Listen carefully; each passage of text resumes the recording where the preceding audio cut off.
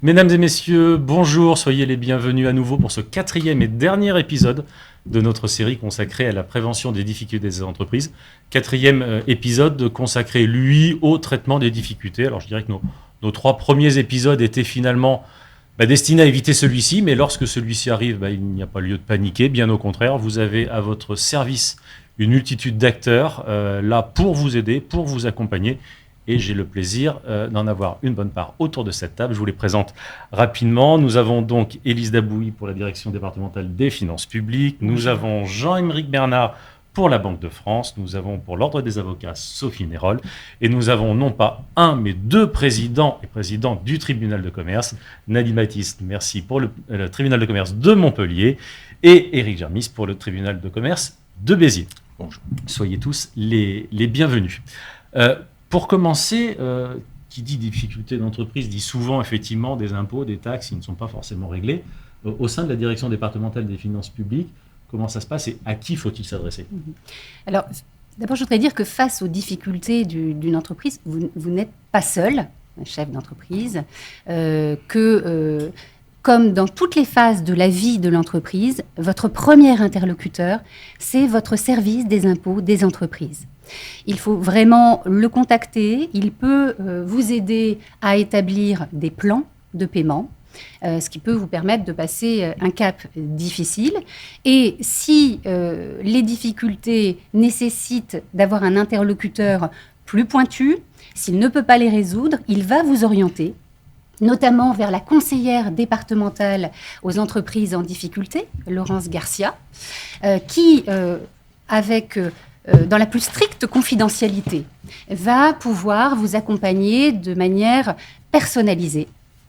Elle va pouvoir établir un diagnostic de la situation pour pouvoir vous orienter ou vous proposer le dispositif, l'interlocuteur adapté à votre situation, à vous.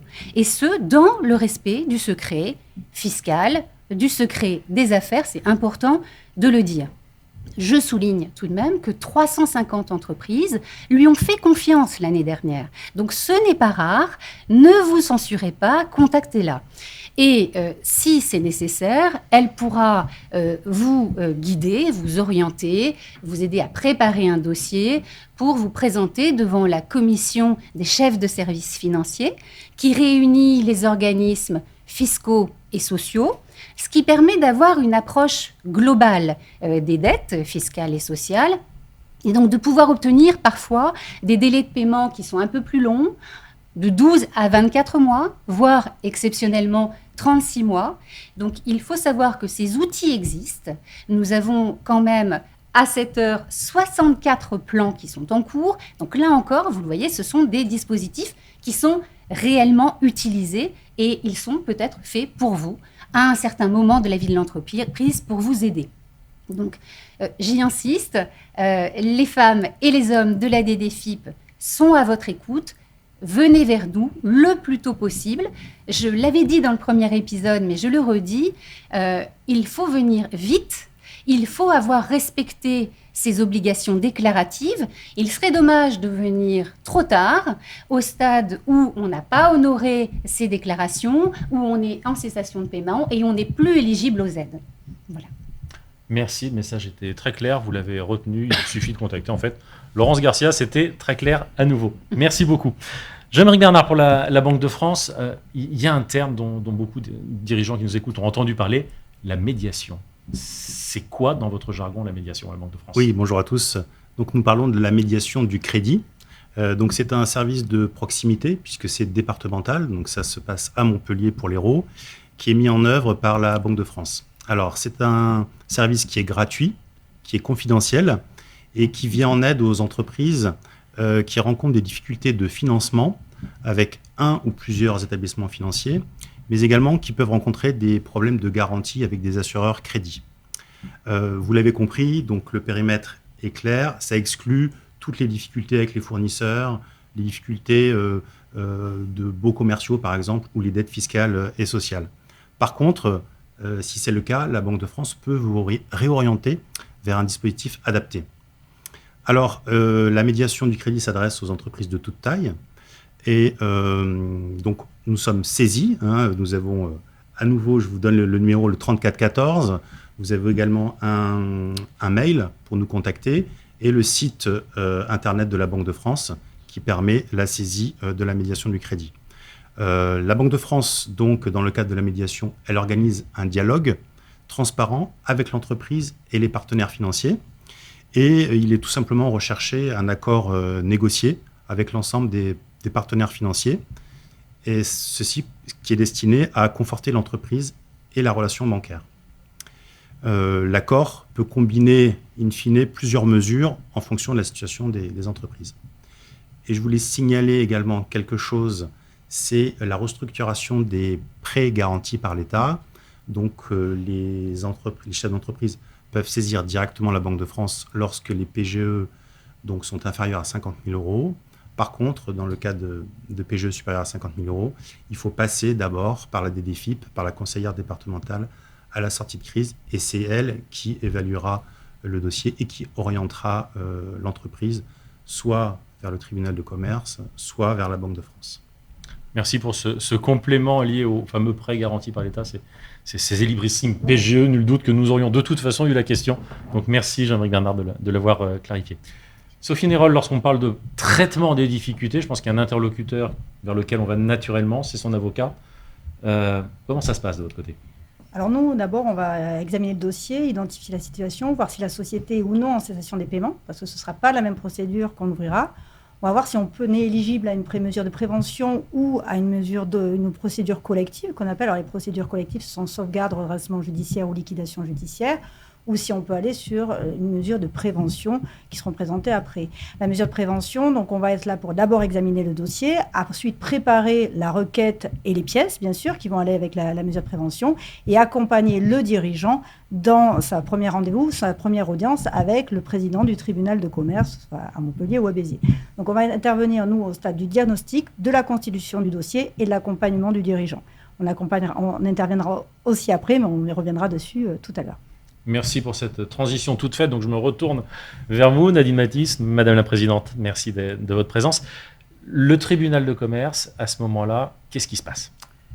Bonjour d'abord. Le tribunal de commerce a des outils qui sont confidentiels. Vous me verrez beaucoup employer ce mot parce que c'est très important pour un chef d'entreprise.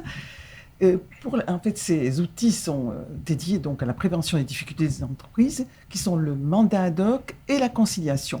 Ça signifie quoi, en fait, pour le chef d'entreprise ? C'est qu'il va être accompagné par un spécialiste des difficultés des entreprises. Et là, ça change tout, parce qu'il est très seul, le chef d'entreprise, on l'a dit à plusieurs reprises, et là, il va se retrouver accompagné par quelqu'un qui connaît le sujet, qui sait ce que c'est une entreprise en difficulté, qui va avoir les bons réflexes. Alors, le choix entre le mandat ad hoc et la conciliation, ça va dépendre...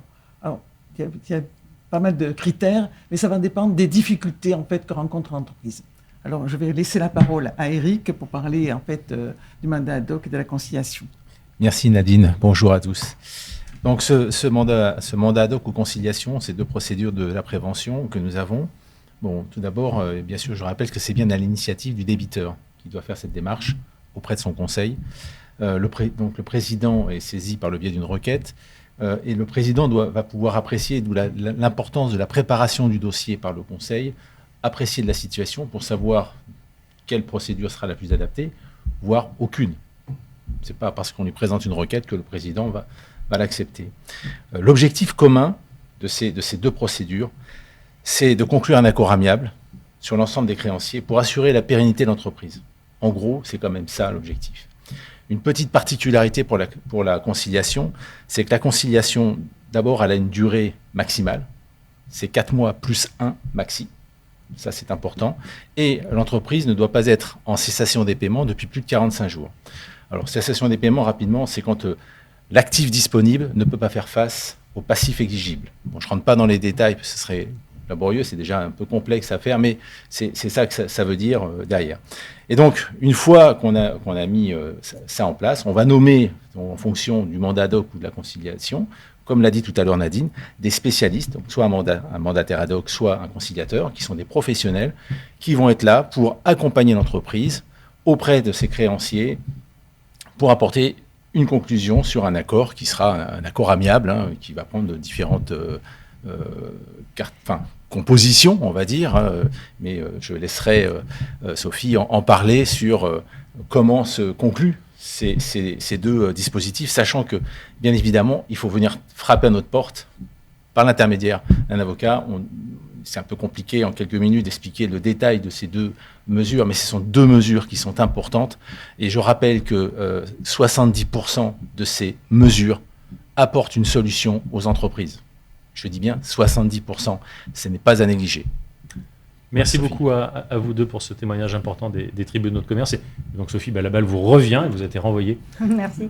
Alors déjà, en effet, lorsque la procédure a été ouverte, c'est un conciliateur ou un mandataire ad hoc qui a été désigné. Alors, c'est régulièrement un administrateur judiciaire qui est désigné pour cette mission-là, la mission de négocier avec des créanciers.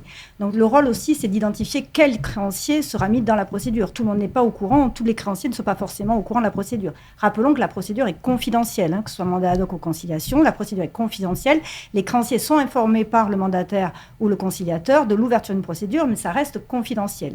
Des négociations se passent, le rôle de l'avocat, c'est d'accompagner le dirigeant dans le cadre de ces négociations. Et si un accord intervient avec le créancier, alors je ne vais pas rentrer dans le détail, mais on peut se demander dans le cadre de ces procédures généralement un gel des créances. Bon, tous ces détails-là, c'est des choses qui je ne vais pas rentrer dans le détail, mais en tout cas, si un accord est intervenu, si un accord sur les négociations avec les créanciers, il va falloir rédiger un protocole. Une fois qu'on aura rédigé ce protocole, on se reva devant le tribunal pour demander soit une homologation, mais dans ce cas-là, on perd la confidentialité, c'est-à-dire qu'on demande l'homologation, donc un jugement qui homologue l'accord qui a été pris, soit on demande au président du tribunal de constater l'accord, et ça reste donc à ce stade-là confidentiel. Donc c'est très important parce qu'on peut arriver à négocier, c'est un rôle très important à condition que c'était prêt en amont, qu'on ait bien anticipé et bien préparé le dossier, ne serait-ce que le bien préparé aussi avec l'expert comptable pour bien présenter aussi les prévisionnels d'activité. Merci beaucoup. Merci à tous les 5 pour votre partage d'expérience et de savoir. C'était très enrichissant.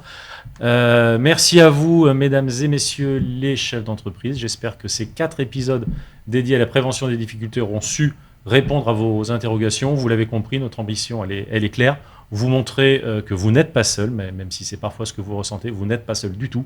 Il y a à vos côtés de nombreux professionnels qui sont à votre service, qui travaillent, je dirais, main dans la main. Ces 4 épisodes ont dû vous le montrer.